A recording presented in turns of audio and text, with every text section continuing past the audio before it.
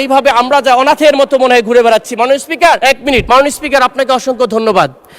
আমরা যখন এলাকায় যাই মাননীয় স্পিকার, খুবই কষ্ট লাগে। আপনি আমাদের অভিভাবক। আপনারা দেখেন একজন চেয়ারম্যানের একটা বসার জায়গা আছে, একজন উপজেলা চেয়ারম্যানের একটা বসার জায়গা আছে। আমি তাদের বিরোধিতা করতেছি না। একটা জেলা চেয়ারম্যানের বসার জায়গা আছে। মাননীয় স্পিকার, আমরা সংসদ সদস্য কোনো বসার জায়গা নাই।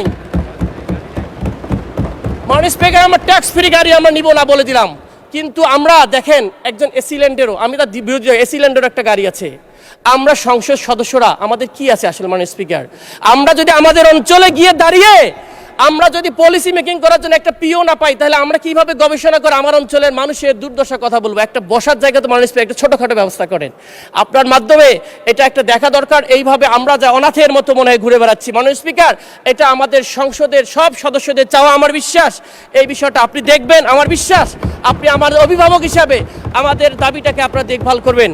আপনাকে শেষ করে এই কথা বলে যে ক্ষমতা চিরস্থায়ী নয়, সংখ্যা